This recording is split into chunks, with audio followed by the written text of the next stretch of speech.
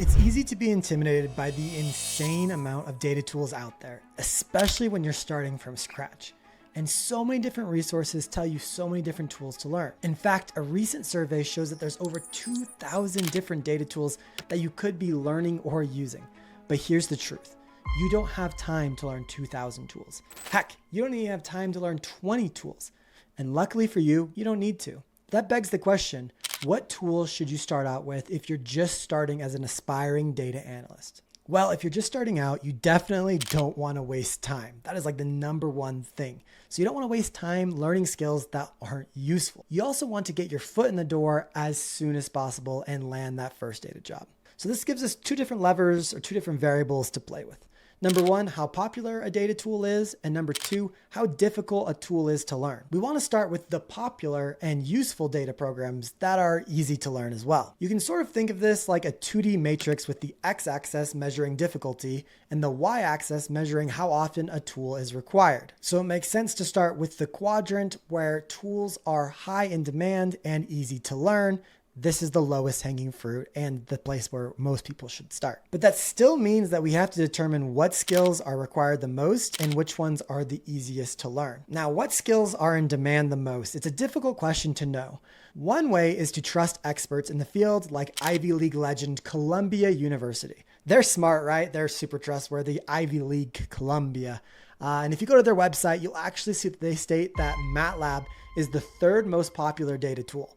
That might not mean anything to you right now, but I'll show you in a few minutes how you can actually prove data-wise this isn't true at all, that MATLAB isn't even in the top 10 of data skills to learn, or even the top 25 for that matter. As a data nerd, we should try to use data when answering these types of questions. It's actually hard data to get, unfortunately, but luckily for us, my friend Luke Bruce has already been doing it. He created something called datanerd.tech, which has web scraped and analyzed 2.5 million different data job listings, especially the requirements, and then reports what percentage of job descriptions mention skills as requirements. The data is constantly being updated, but as of the creation of this video, here is the top 10. SQL, Excel, Python, Tableau, Power BI, R, SAS, PowerPoint, Word, Azure. But honestly, I think only skills that are required over 10% of the time should be the real focus points. So that leaves us with the big six. SQL at 47%,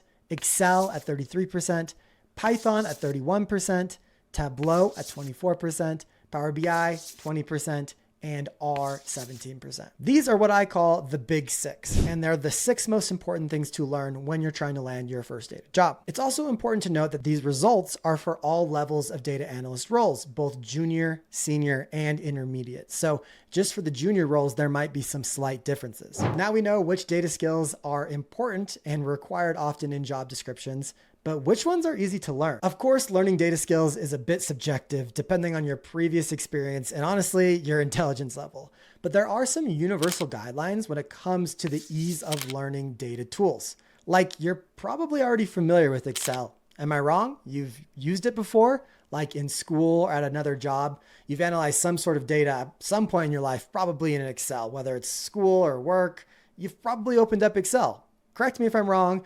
Go in the comments and tell me if I'm wrong, but you're probably okay at Excel right now. And that's awesome because Excel is really used quite often in the data field. That's why I think Excel is one of the things that you should start with when you're starting your data career journey, is because it's easy. It's one of the easiest things that you can learn because you're already familiar with it. And to be honest, there's not even that much more to add to it. Of course, there's different techniques and things that you can do in Excel, but chances are you're already familiar with 50% of it. Next, there's BI tools, BI standing for business intelligence. And honestly, they're like PowerPoint. If you haven't used Power BI or Tableau much, they can sound quite intimidating, but don't let it be.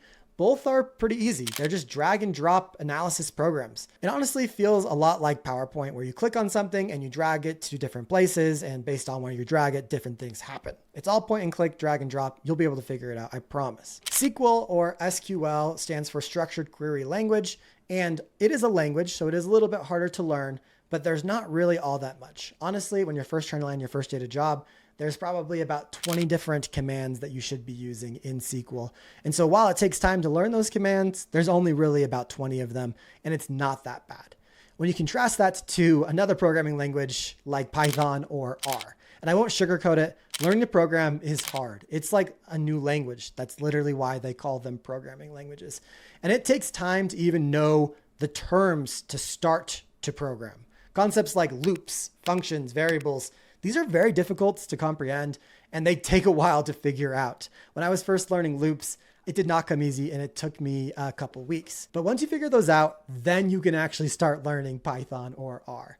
That's the problem with these two. They're really in demand, but they're quite difficult to learn. Now, of course, there are easy data programs that we could be learning out there, some that are maybe even easier than Excel or easier than Tableau, but they're not part of the big six, so we're going to ignore them. So in my opinion, these are the easiest data skills to learn from easiest to hardest. Number 1, Excel, 2, Tableau, 3, Power BI, 4, SQL, 5, R, and 6, Python. Great. So now we know the most required data skills and we know the easiest data skills. So we can combine these two lists together and create our ultimate list, or what I call the order of operations to learning data skills. Now you might remember this idea of order of operations from when you were learning math in grade school. It's a concept to determine the sequence in which mathematical operations should be executed.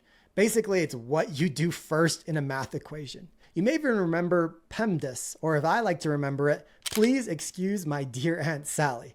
And this is kind of a mnemonic to help you remember the correct mathematical order of operations. So let's break down this mnemonic one by one. The P, or please, this stands for parentheses, which basically means you should perform the calculations inside of parentheses first. Next, there's the E, or excuse, which is calculating the powers and roots inside of the mathematical equation. Next, there is the M, or the D, which is the my and the dear, which is saying that you should do multiplication and division from left to right next. Next is the A and the S, or the Aunt Sally, which means that you should be performing the addition and subtraction also from left to right. Please excuse my dear Aunt Sally. It's an easy way to remember where to start and in what order to proceed. It's basically the top right quadrant of the data skill matrix, or the section with the easy to learn skills with the most in demand skills. So here is my official data learning order of operations, or simply said, the data learning ladder. It's number 1, to learn Excel.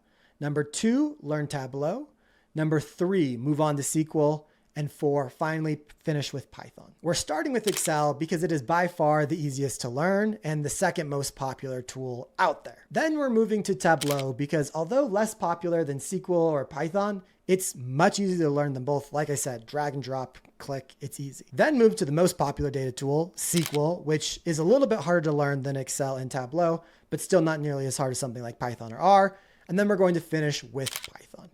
Now you might be wondering, well, what happened to R or what happened to Power BI? And honestly, Power BI and Tableau are similar enough that if you learn one, learning the other is not going to take you very long. You'll be able to figure it out, and a lot of the concepts are quite the same. That's also true with Python and R.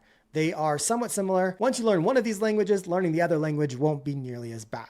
My suggestion is just to learn one for right now and then pick up the other later. Excel, Tableau, SQL, Python. This gives you the data learning ladder. And to make it easier to remember, I created a phrase or mnemonic that you can repeat in your mind to remind you that this is the fastest way of landing a data job. It is every turtle sprints past. Excel, Tableau, Python. Or if you wish for the more thorough version with Power BI and R included, it is every turtle powerfully sprints past rapidly. When you're not sure what step to take next on your data journey, simply refer to this ladder. I hope this helps. And if this video did help, I'm sure you're going to find this video super helpful as well.